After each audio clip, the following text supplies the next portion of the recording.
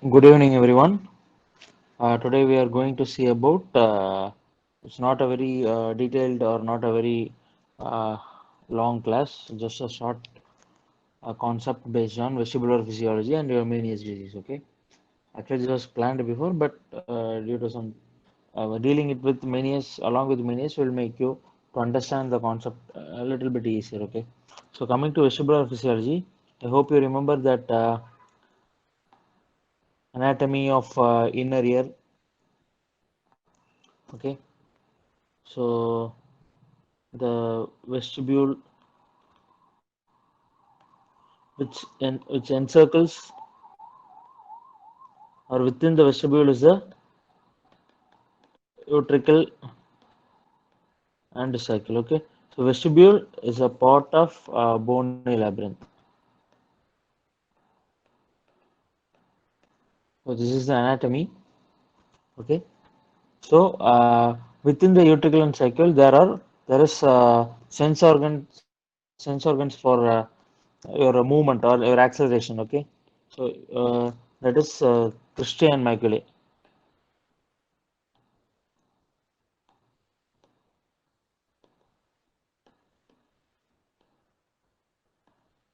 Cristae, rotational acceleration is concerned with cristae is concerned with rotational acceleration and maculae your linear acceleration. Okay,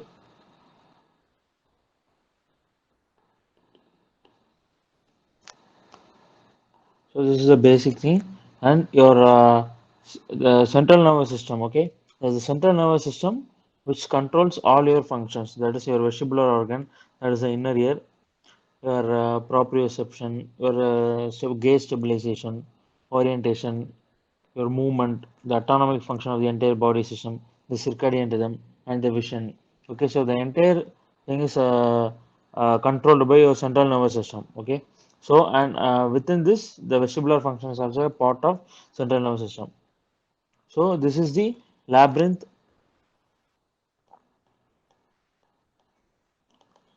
that we saw already. The so this is the you can see this is the lateral semicircular canal.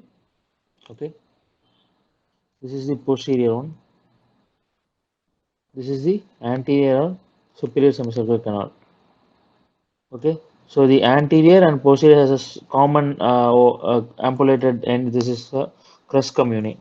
Okay,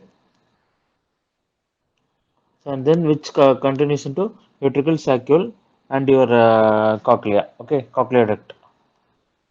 This is the left one, left labyrinth of the left ear. So this is the orientation you could see in the normal human skull or in the Peter spot of temporal bone how the inner ear is oriented. Okay, so you could see this is your left, this is your right, the semicircular canals. Okay, so this is how the lateral semicircular canals goes laterally or which is projected outwards. Okay, so this lateral semicircular canal is seen in the medial wall of middle ear as a projection. Okay, so you could here it will be the middle ear. So this lateral semicircular canal will come and project in the medial wall of middle ear. Okay, so this is the anterior or superior semicircular canal. Okay, which projects upwards, and this is the posterior one which will project backwards. Okay, posterior or backwards, and which this is a crus commune which communicates or which continues to the utricle and cycle, and this is the bony cochlea. So the functions of the vestibular system is mostly with the your balance of the human body. Okay, so the first or the most important dysfunction where vestibular system gets affected is the vertigo, what we call as vertigo. Okay, it is a feeling of giddiness where the patient complains that he is unable to stand still. Okay, he keeps on falling down. So there is two types of vertigo, which is of peripheral cause, that is due to the your labyrinth, or which one another one is central cause. Central means due to CNS involvement. Okay, the peripheral vertigo That is due to labyrinth, there will be associated with, it will be, since the ear is involved, it might be associated with hearing loss, mostly sensory neural hearing loss. There will be tinnitus. Tinnitus is a ringing sensation that is experienced by the patient. Okay, so tinnitus can be present in any disease. Even a wax can produce tinnitus. From the external to the inner ear diseases, any condition can present with tinnitus. Okay, and there might be oral fullness also. Okay, so the peripheral vertigo is seen in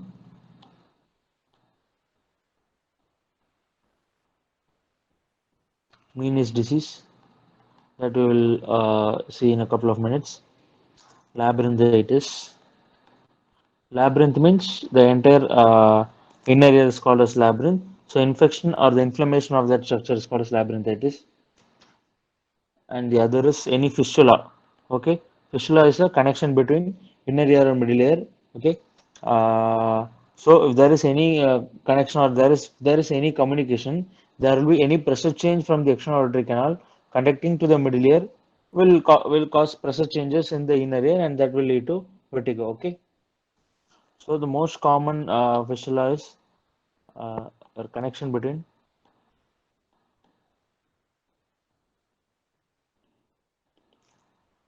middle ear and inner ear.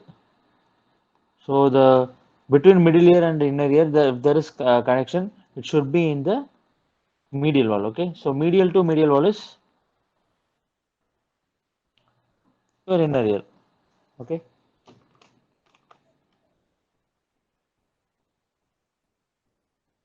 so if there is any communication or if there is any connection, so fistula test means fistula. There is also a test called fistula test, where any pressure changes in the external auditory canal will produce vertigo. Okay, so it is positive in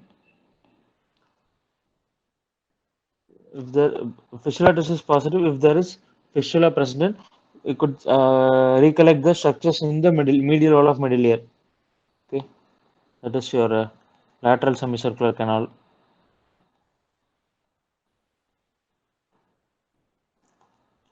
Fistula in oval window, round window, the promontory.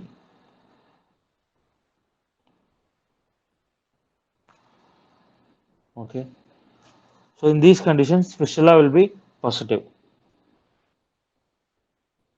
Okay, so what is false negative fistula?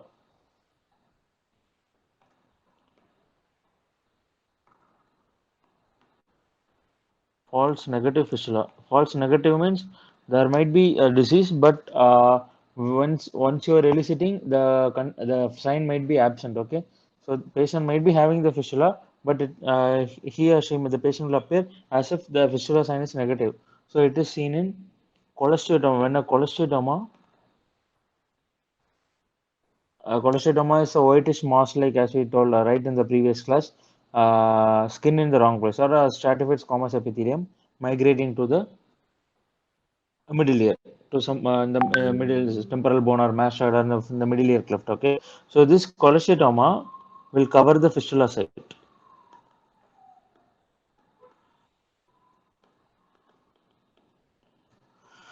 Or in case of dead labyrinth. Okay, when the labyrinth is dead, so that any fistula cannot be elicited, fistula sign cannot be elicited. Okay, so this is false negative fistula. What is false positive fistula? False positive means the patient might not be having the fistula, but the sign can be elicited, or he might not be having the disease, but he will present as if he's having the diseases. Okay, so false positive fistula is also called Henneberg sign. Okay, so this is seen in hypermobility of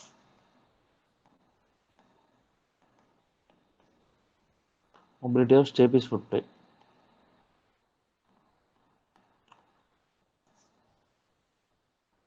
So I hope you remember the anatomy.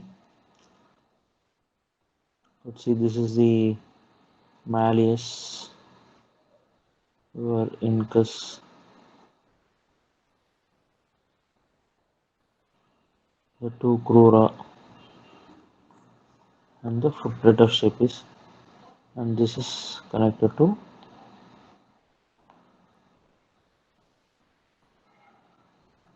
the oval end of the vestibule. Okay, so when this footplate of stapes is hypermobile, okay, so what is inside this is your obviously your ventricle and sacule. This is your vestibule. Vestibule covers your ventricle and sacule. Okay, so when there's hypermobility of stapes, footplate of stapes, there will be fistula might not be present, but this footplate of stapes will be hypermobile. Okay, so this is seen in congenital syphilis.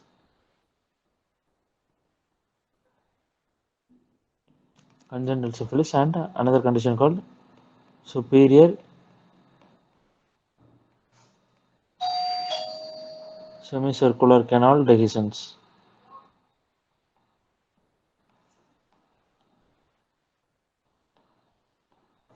Okay, so congenital syphilis and superior semicircular canal dehiscence. In these two conditions, false positive fistula is seen. Okay, so this is an important MCQ for PG aspirants, and even in case presentation, you should know the condition where there is false positive fistula. Okay. So the next is so the most common vertigo seen in daily clinical practice: benign paroxysmal positional vertigo. Okay. So benign means so this is a treatable condition. This is not a very what is it? It is not a malignant. This is not very dreadful. Okay, this is not nothing to uh, nothing the patient can fear. Okay, this is a benign condition. It can be treated. So benign paroxysmal, it will last for few duration. Okay, that is paroxysmal. And positional means when the patient changes his position, when the patient's head, okay, when the patient's head changes, so there will be occurrence of vertigo. The patient will tell the classical clinical history as vertigo on changing the position of head. Okay, so what is the pathophysiology behind this? Okay, so in maculae, so maculae is the sensory organs of your movement. Okay, or acceleration, which is present in the semicircular canal. So inside the maculae there are calcium carbonate crystals. Okay, so this is also called as otolith. So when these otolith or when these calcium carbonate crystals, they will get dislodged into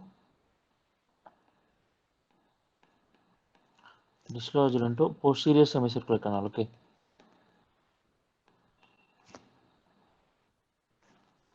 posterior semicircular canal. So you could see here a small schematic diagram of anterior semicircular canal,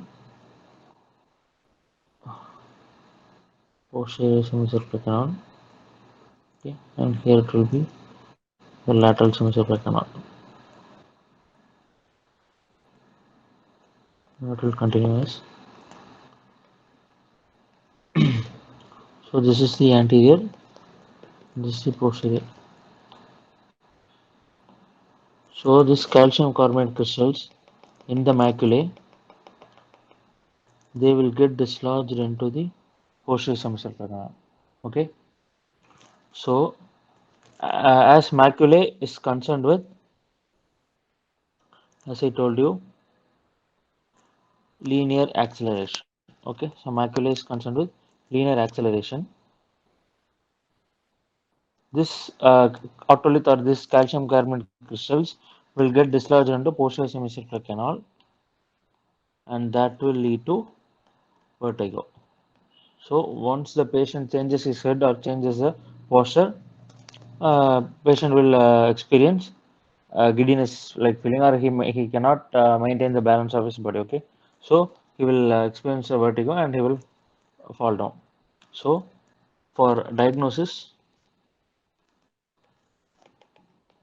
is by Dix-Hallpike. So if Dix-Hallpike's test is positive, then there is this is vertigo. Okay.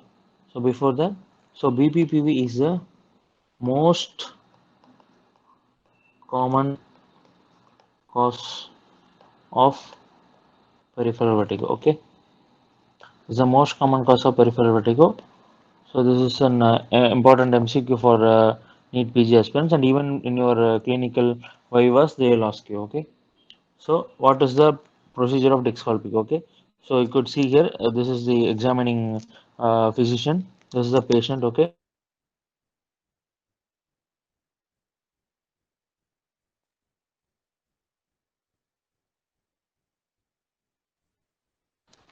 experiencing the vertigo when he says like the most affected side is, or when he says the complaint as if I experience vertigo when I'm changing the head towards the right side. In this you could see here the head is turned towards the right side, so that means the patient says he experiences vertigo more on turning to right side. Okay, so that the first affected system is facing downwards, and then after that it is changed to opposite side. Okay, so this is the diagnosis of, this is not a treatment, this is the diagnosis. Okay, this procedure is called Dix-Hallpike.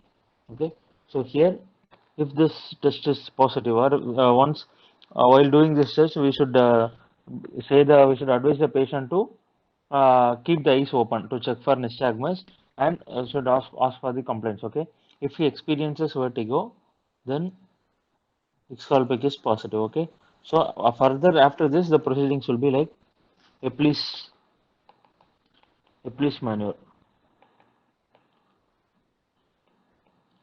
So this is the continuation of Dix-Hallpike. So the first two steps is the component of Dix-Hallpike. Okay. So this is the treatment. Following the procedure, the otolith will be replaced. Otoliths replaced in their original position. So that is the ideology, or that is the concept behind this test. Okay.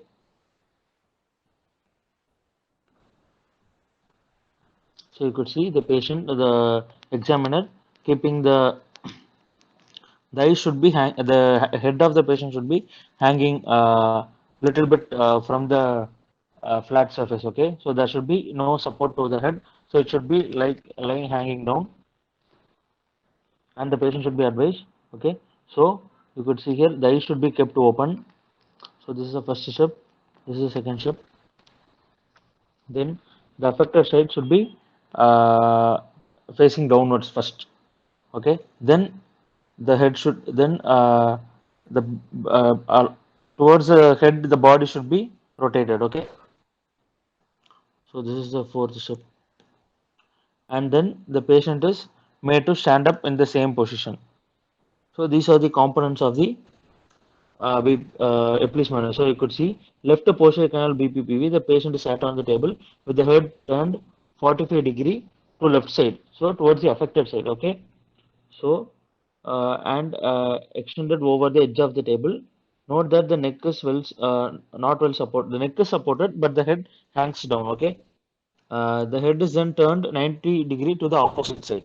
Okay, so towards the affected side, the first the head should be in that direction. Then it should be turned towards the opposite side. Okay, 90-degree. So this is followed by the patient's entire body should turn towards the same side, and then the patient is made to uh, get up from the bed in the same direction. Okay, in the same position. So this is called replace maneuver. This will replace the otoliths to their original position. Okay. So this replace maneuver is they won't ask you to demonstrate, but you should know the ideology behind this. Okay. So that the otoliths get replaced back to their original position. So following this procedure, Medical management will comprise of your beta histines.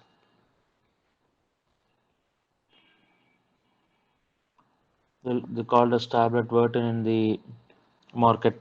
Beta histine is a vasodilator. Okay, it is a histamine derivative.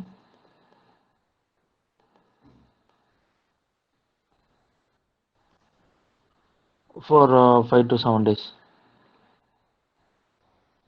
will settle the vertigo. Okay, so you could see here the calcium carbonate crystals in the posterior semicircular canal. Then the patient head is turned towards the same side. Then 90 degree, first 45 degree, then 90 degree to the opposite side. Then the patient's entire body has been moved, and then he gets up from the position. Okay, made to sit with the head bent forward. So each procedure there should be some time interval. Okay, so that you should ask the patient whether he is experiencing vertigo or whether he is experiencing nystagmus. Once the vertigo, yes, the patient will definitely experience vertigo when you are keeping the head in that particular position. Okay, so when the patient is experiencing vertigo, you should keep the head still, and you should start the next step only when the vertigo subsides. So the next is nystagmus. So the next function is, or the next vestibular dysfunction is obviously nystagmus. Nystagmus means involuntary oscillatory movements of eyeball. Okay,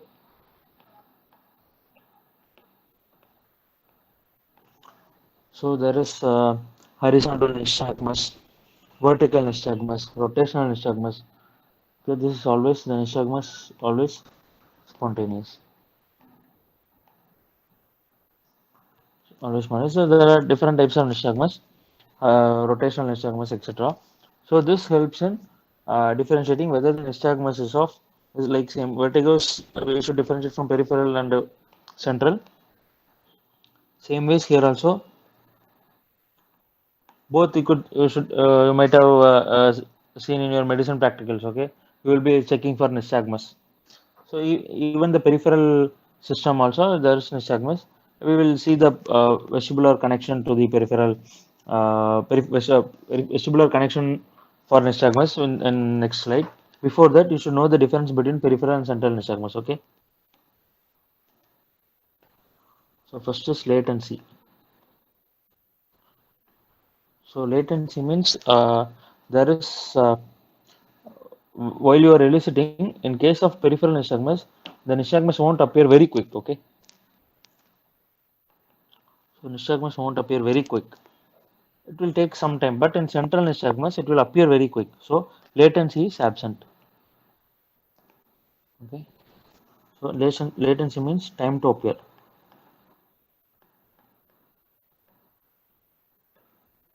Next is duration.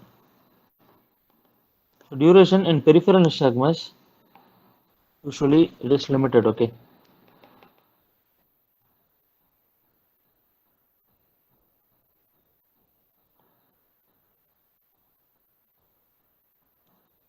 peripheral nystagmus usually limited. It usually takes up from 1 to 1.5 or 2 minutes.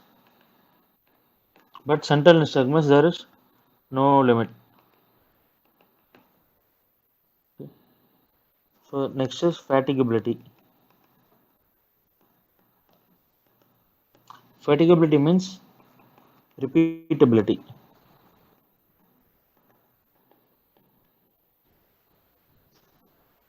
So in peripheral nystagmus there is fatigability. Okay, so that is the nystagmus will soon get fatigued. But in central nystagmus there is no fatigability. Then optic fixation. What is optic fixation?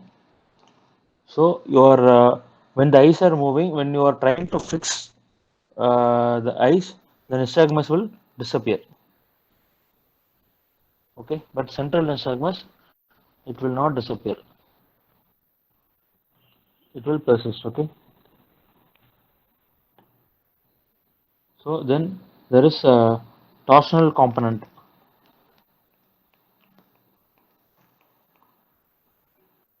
torsional component means that the you could see that eyes are rotating like, okay. So torsional component is present in peripheral nystagmus, okay. It will be present along with horizontal nystagmus. So this is due to semicircular because of semicircular canal involvement along with horizontal nystagmus, horizontal or sometimes it's vertical. Okay, so that is the torsional component can be present along with vertical or horizontal. So it cannot be purely horizontal or cannot be purely vertical. But in central nystagmus, torsional component will not get mixed up. So okay, so it might be purely horizontal or purely vertical or purely torsional. Okay, so this is an important differentiation between central and the peripheral nystagmus. This you should know. Okay, how you are saying this as peripheral or central. Okay, so latency peripheral nystagmus will take time to appear. Okay, so even in your Dixcalpix you are checking for BPPV. When you are making the patient to lie down, the patient will not experience nystagmus, or you will not see nystagmus suddenly. Okay, so there might be few seconds to appear. But in central nystagmus, once you make the patient lie down, you will the patient will show nystagmus very soon. Okay, so that is central nystagmus. So within the very first step, you can differentiate whether it is the vertigo is of peripheral or central cause. Okay, so this is your head impulse nystagmus test. Okay,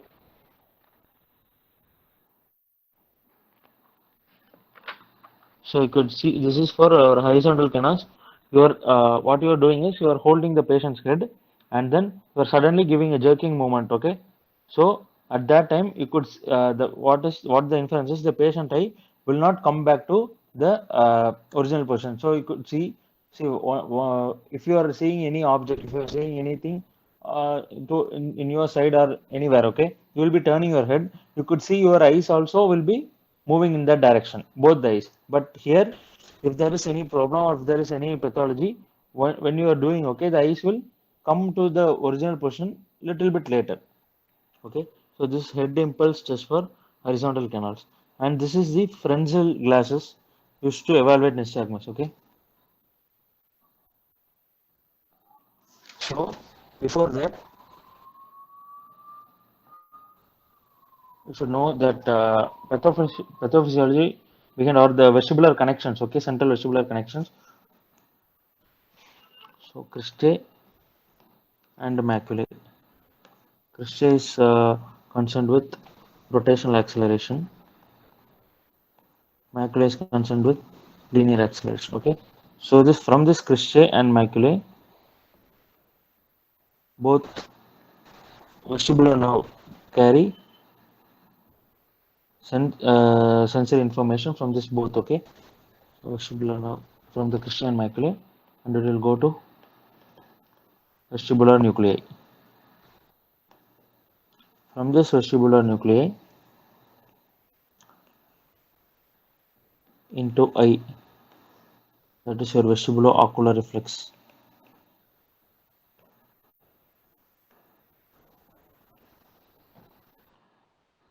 It takes information to eye and your spinal system. That is vestibulospinal reflex.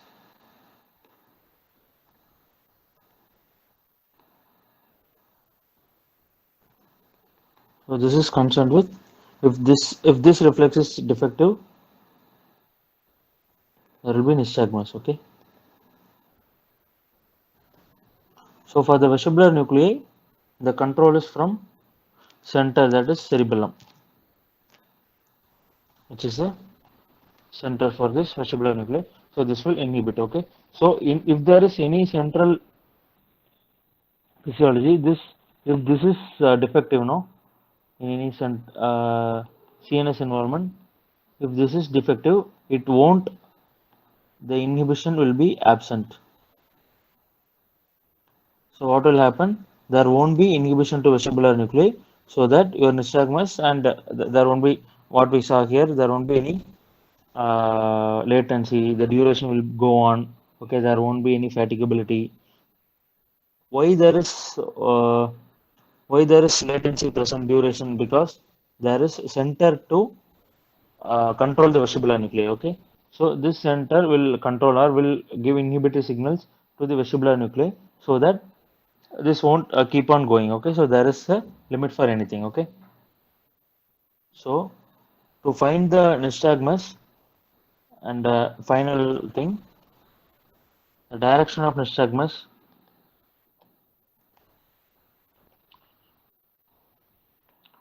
is always towards a fast component, okay.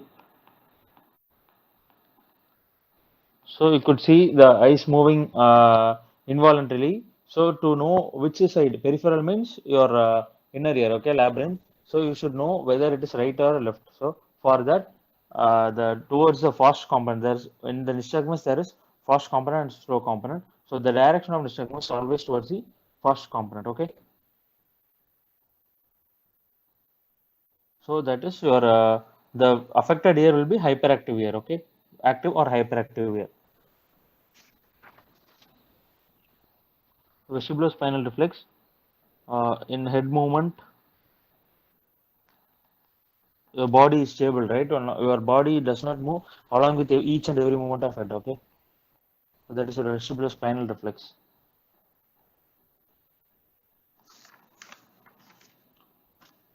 So for testing your vestibular system, there are a few tests, okay. I won't go into detail of each and every test, but most important for you is your Fitzgerald-Halpick or bithermal caloric test, which is also called as Fitzgerald-Halpick. There we saw something like Dix-Hallpike. Here Fitzgerald-Halpick or bithermal caloric test. So what we are doing is we are uh, giving water to the ear, okay. So the TM should not be perforated. That is the main prerequisite, and the temperature should be bithermal, okay. So plus 7 degrees Celsius from your body temperature, okay. So keeping in mind your body temperature is 37 degrees Celsius, so 37 plus 7, so 44 degrees Celsius, and other is minus 7 degrees Celsius, so that is 30 degrees Celsius, okay. So this is your warm water, this is your cold water, okay, warm and cold. So bithermal, you are checking with water of two temperature, okay. So what will be the normal response? Your cold water, there is a mnemonic, it is given in every books, okay. So cold water will make the eye to move towards opposite side, warm water towards the same side, okay. So warm water towards the same side, the eye movement or the nystagmus, okay. So cold towards the opposite side. So you could see this test. If you don't understand, you could see this is in YouTube videos are available, okay. So this is the mnemonic for Dixera by this is the normal response. Okay, if the labyrinth is intact or if there's no diseases, once you are giving water of variable temperature, that is warm or cold, this response is elicited. Okay,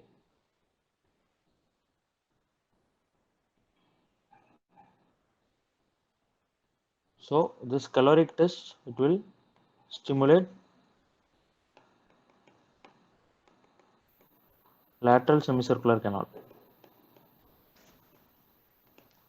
So to keep the lateral semicircular canal in position, this is the position, okay, where the lateral semicircular canal should be kept in vertical position. That is, after that only the lateral semicircular canal will respond, okay.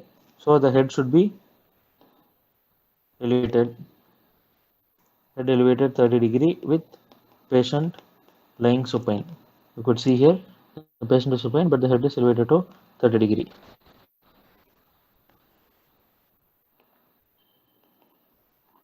Okay. So lateral or horizontal semicircular canal. Okay. So we are testing that lateral semicircular canal by this Fitzgerald-Halpick by thermal caloric test. Okay.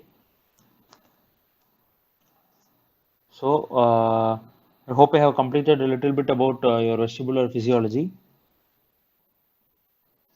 So the main important thing you should know is differentiate between central and peripheral, vertigo and nystagmus. That's all, okay. And the main test, the caloric test. There are also few more tests, but going into detail is not that much useful. You should for even for your clinical purpose and any for pre-final years for your clinical purpose, they will expect you to know this differentiation between caloric test. Okay, so don't forget the mnemonic. Always remember the mnemonic COWS. COWS. Okay, cold water will stimulate the opposite, warm water same. Okay, then nystagmus will be towards that direction. So what we are going to see next is Meniere's disease. Okay, we are going to inner ear. Meniere's disease. So Meniere's disease is also called as endolymphatic eye drops. Okay, so endolymphatic eye drops means there is endolymph and perilymph. The scala media endolymph is present in scala media. Okay, I hope you remember the anatomy while you are seeing the inner ear. Scala media.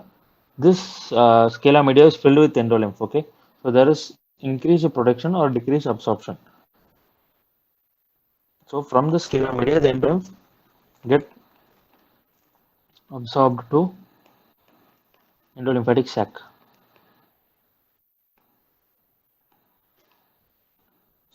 So this endolymph is present in whole membranous labyrinth. Okay. So from the scala media, it gets absorbed into endolymphatic sac. So the how the patient will present, the patient will have vertigo, sensory neural hearing loss.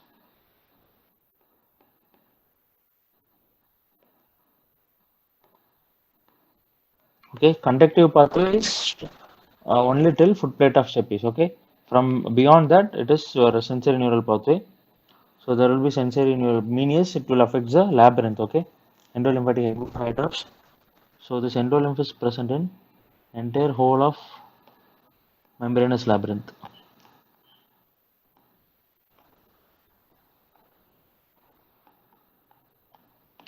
Sensory neural hearing loss.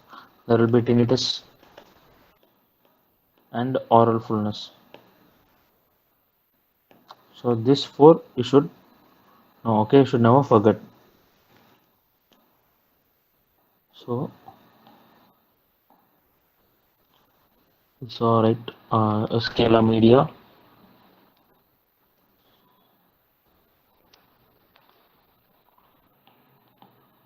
Scala media.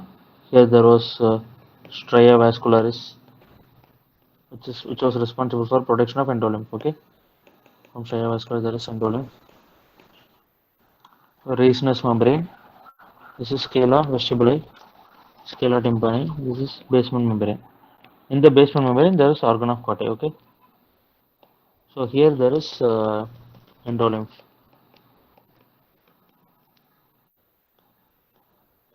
Endolymph. Here there is perilymph. So what is the basic pathophysiology here? So when the endolymph is filled, okay, or when there is dilatation of this, so this endolymph gets in excess. What will happen? This racemous membrane will go up, okay.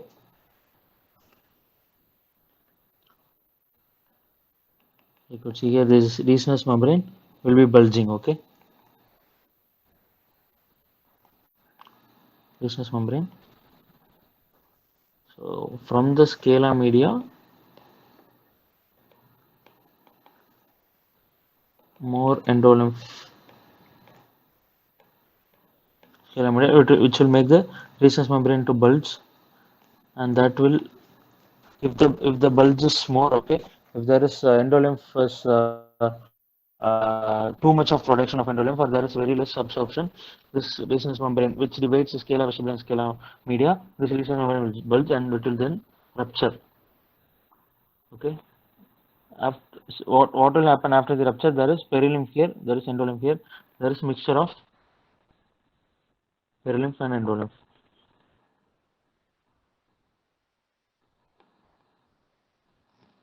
So this is the basic pathophysiology. Okay, you should not forget this. The basic pathophysiology, that the scala media is filled with endolymph. So that's why it is called as endolymphatic ectops. Not only the scala media, the whole membranous labyrinth. So we will see what will happen if there is dilatation of scala media alone, or there is dilatation of the other membranous labyrinth, that is vacuole and utricle. Okay. So first we will see what will happen when there is dilatation of scala media. So scala media, since there is endolymph and perilymph getting mixed with each other, it will lead to vertigo. So okay, so vertigo usually it will be episodic, so it will be ranging from for 20 minutes to 24 hours, not beyond that. Okay, so this is very important. Next is your sensory neural hearing loss. Okay, so this endolymph and perilymph are very important for your hearing. Okay, as I said already, that this will scala media, the organ of Cotta in the scala media will get stimulated when there is sound is conducted from your middle ear to the inner ear via the fluids. Okay, but here what the pathology is, both the endolymph and perilymph getting mixed with each other, so that the other the process of hearing is not carried out. Okay, so there is sensory neural hearing loss. Usually this will be fluctuating. So fluctuating sensory neural hearing loss is seen in menias. Here in menias there is fluctuating sensory neural hearing loss. So sensory neural hearing loss is usually of low frequency. Okay. So during the anatomy of inner ear, I told you, right. So the base, there is basal turn of cochlea and apical turn of cochlea. Okay. So the base of cochlea gets high frequency sounds. So in this means, even when saying about the anatomy, I told you already. So low frequency sounds is affected in the meanies. Okay, or affected first. That is the apical turn. Then there will be tinnitus. Tinnitus is always subjective. Okay, only the patient will say that, and you cannot feel that tinnitus. The patient will complain of tinnitus, that is ringing sensation. And there will be another important condition called diplocusis. There will be double hearing because one side mean ear is always unilateral. Okay, mean ears will be always unilateral. So one ear will be affected, the other ear will be normal. So there will be double hearing, which is called as diplocusis. So this is due to when there is scala media dilatation, that will lead to the racemous membrane bulging, and which will ultimately lead to rupture, and there will be mixture of perilymph and endolymph. Okay. So the next is dilatation of saccule and ventricle. Okay. These are also the parts of the membranous labyrinth, which is encircled in vestibule. Okay. So what will happen? Dilation of saccule and ventricle. This we are seeing in two different headings. Dilatation first, dilatation inside. Okay. Here, what will happen if there is dilatation inside the saccule and ventricle? There is the maculae, which is a sense organ inside. It will get distorted. Okay. So what is the function of maculae? Linear acceleration. So that is when you are walking or when you are standing. Uh, okay, so when this macula get distorted, or when there is periodic dilatation inside the sacral article, the patient will experience falling down. Okay, he cannot maintain the posture. So that is called as drop crisis, which is also called as Tumarkin crisis. The patient complains of repeated history of fall down while he is walking. Okay, the patient cannot maintain the posture. So the next scenario is dilatation outside. What will happen if there is there is dilatation outside the sacral ventricle? There is the patient will develop vertigo on loud sounds. Okay, when the patient experiences loud sounds, he will have a vertigo. So this is called as Tullio phenomenon.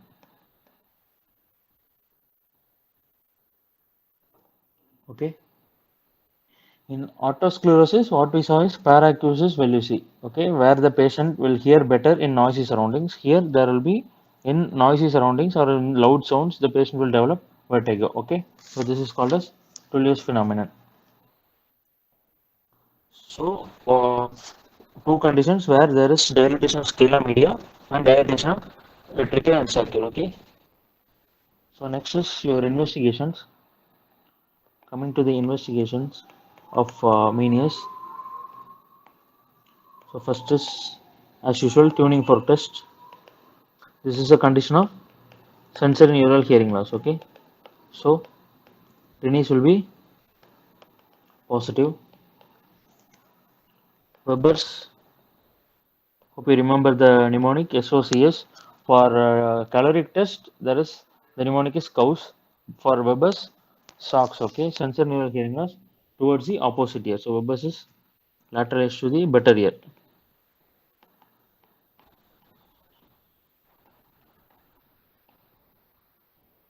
Then airborne conduction will be reduced since it is sensory neural hearing loss. Schwabax will be reduced. Then Purton audiogram. Purton audiogram, there won't be any AB gap or airborne gap, okay? Air conduction, bone conduction gap, which is seen in conductive hearing loss, but this is sensory neural hearing loss.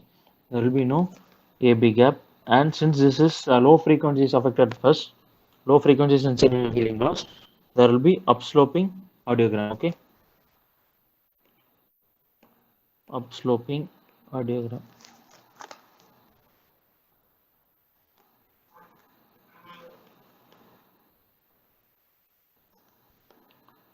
Low frequencies. And stapedial reflex. Normally, stapedial reflex is a protective reflex. It is a protective reflex. If there is any high sounds, it will dampen the sound. That is a function of stapedial reflex. In this condition, in Meniere's or in any inner ear conditions, then stapedial reflex will be present, but the threshold will be reduced. Okay, so even as what is if you say that 72 from the normal basement sound, 70 any sound that is greater than 70 decibel to 100 decibel is considered as loud sound. But in this Meniere's or in this inner ear pathology, the threshold will be reduced. That is, even 50 decibel sound will appear louder. Okay, so stapedial reflex, the threshold will be reduced. Okay, so electrocochleography is another test which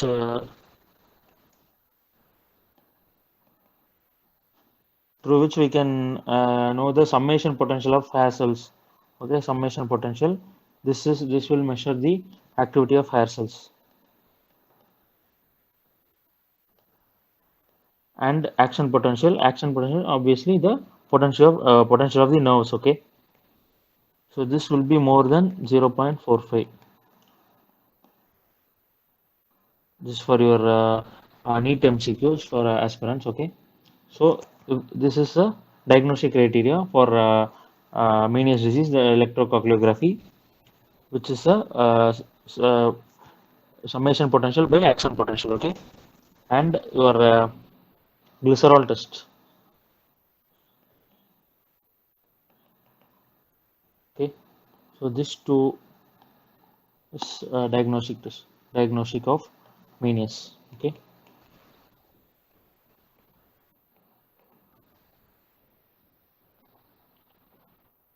So the next investigation is MRI with gadolinium contrast. So when you are giving the gadolinium through the inner ear, okay, through there is a connection through round window. If you are giving through intratympanic contrast, or even if you are giving normal contrast, there will be, you can see the uh, endolymph and perilymph mixing, okay. So that's why for that you should give a contrast along with the MRI, okay. And there is another important syndrome called Lermois syndrome, in which the patient will experience hearing loss before vertigo. Okay, so this is Lermois syndrome. Not much of clinical significance. You won't see this in our daily practice, but for some quizzes and MCQs, they will ask this. Okay. So next is your treatment.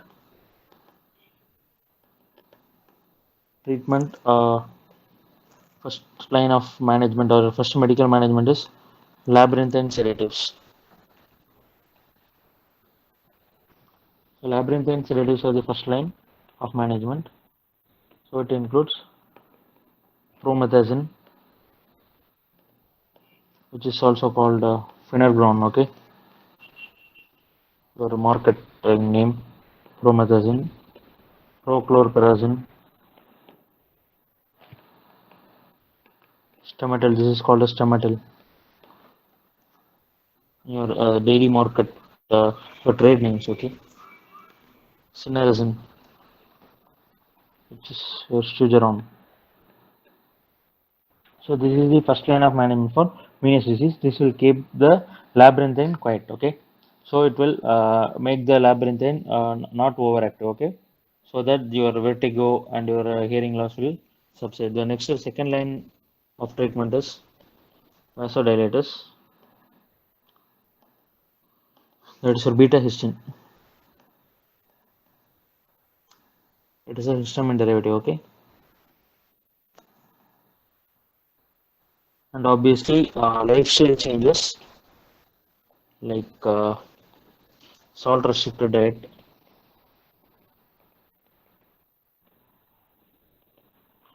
caffeine restriction. This will lead to decreased production of endolymph. Okay, so this is also important. And obviously next is your surgical management. Surgical management is not commonly done, but you should know the various surgical procedures that we are doing. Okay, surgical management. The main ideology is you should destroy the vestibule. Since the vestibule is hyperactive, you should destroy the vestibule and preserve the cochlea. Okay, cochlea is for hearing. You should preserve hearing. You cannot make the patient go deaf. Okay, so to destroy vestibule, you should give vestibulotoxic. Vestibulotoxic drugs, yes, just recollect, it will affect the type 1 and type 2 hair cells. Vestibulotoxic drugs are streptomycin and gentamicin. Okay, your cochleotoxic, kanamycin, amikacin, and neomycin. Okay, I hope you remember vestibulotoxic drugs that will act on type 1 and type 2 hair cells. Okay, so this gentamicin, we are giving gentamicin. This is for intractable vertigo. Okay, the medical management doesn't work out. We are giving this vestibulotoxic drug gentamicin through a grommet. Grommet, what we saw right during your ASOM. Grommet on TM that is connected to the round window. Okay, a microwick-like structure on round window, so that there will be you can give gentamicin whenever it's needed. Okay, so through that round window, it will go inside the vestibule and it will selectively destroy the type 1 and type 2 hair cells. Okay, so this procedure is called as chemical labyrinthectomy.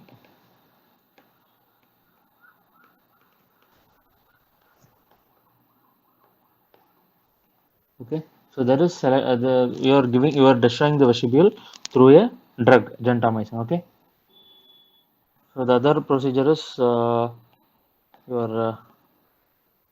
vestibular neurectomy, where you can selectively destroy the vestibular nerve alone. Okay.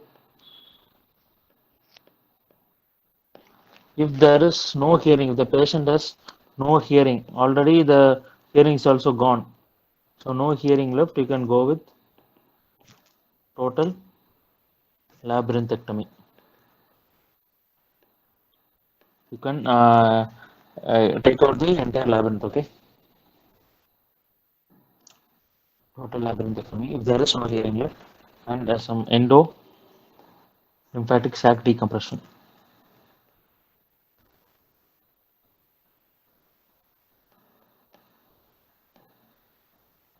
Endolymphatic sac decompression surgeries also can be done. This is for surgical management is for intractable vertigo. Intractable means that doesn't subside with the medical management. Okay.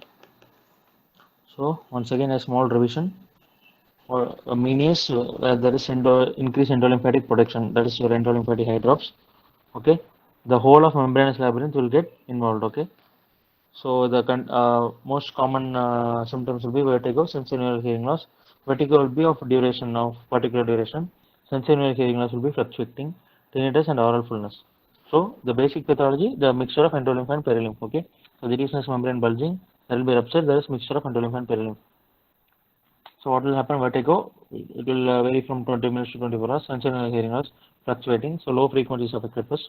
But tinnitus, which will be subjective, there will be a patient will experience diplecusis, that is double hearing. Okay. So the dilatation of other parts of membranous labyrinth, say your saccule and reticle. If there is dilatation inside, there will be drop crisis. Okay, where the patient will complain of repeated falling while he is giving a lecture, while he is giving speech, or while he is driving, or while he is walking. Okay, so if there is dilatation outside, there is vertigo on loud sounds. That is called Tullius phenomenon. Investigation, obviously tuning fork test, it will indicate sensorineural hearing loss. Pure tone audiogram, there will be no airborne gap, and Shepard reflex decreased threshold, and electrocoagulography and glycerol test. These two is of most important diagnostic test. Okay, and MRI will show with gadolinium contrast will show the mixing of perilymph and endolymph. For treatment, labyrinthine sedatives, vasodilators, and chemical labyrinthectomy, that is your gentamicin through a grommet on tympanic membrane, which will connect the round window. Okay, so through that we are giving gentamicin, which is a vestibulotoxic drug. And if there is no hearing, total labyrinthectomy and endolymphatic sac decompression surgeries are also being done nowadays. Okay, so I hope I have completed the venous and vestibular physiology.